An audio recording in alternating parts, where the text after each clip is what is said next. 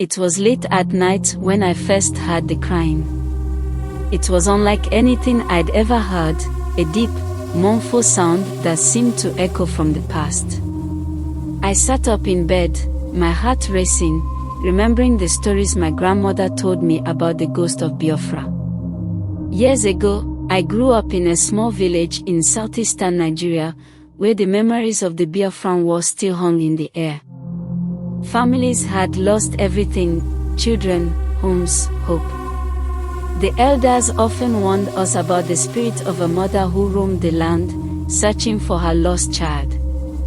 One night, I was alone at home. My parents had gone to the market, and my siblings were out playing. I could hear the wind rustling through the trees outside, but then came that crying. It felt close, too close. I got out of bed, my legs shaking, and crept to the window. Peering outside, I saw a figure near the old well.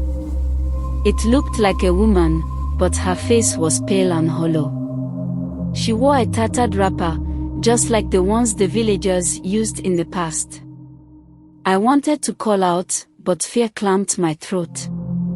Instead, I watched as she knelt by the well, her hands pressed to her chest. The crying grew louder, mixing with the rustle of leaves. "Where are you?" she wailed, her voice a haunting whisper. "Come back to me." It sent shivers down my spine. I remembered my grandmother's words: "If you hear her, she is searching for what was lost." I backed away from the window, heart pounding. I knew I should go find my parents, but something pulled me to the door. I opened it just a crack, and the crying stopped. The night felt heavy, like the air before a storm. Suddenly, I heard footsteps on the path outside. I peeked again. The figure was closer now, standing right by the door, her back to me. I could see her long hair, tangled and dirty. I froze. I wanted to scream but couldn't find my voice.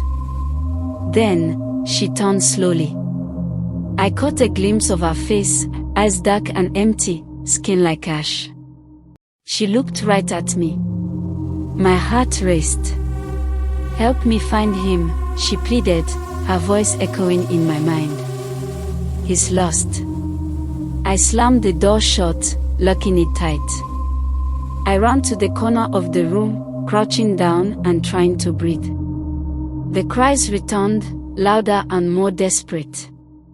I could feel the weight of her sadness pressing in on me.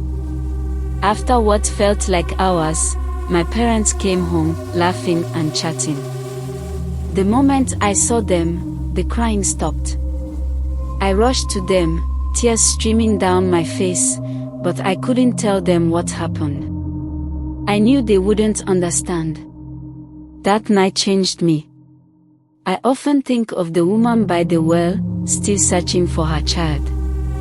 Sometimes, when the wind howls just right, I can hear her calling. And I wonder if she's still out there, forever lost, trapped between worlds, waiting for someone to answer.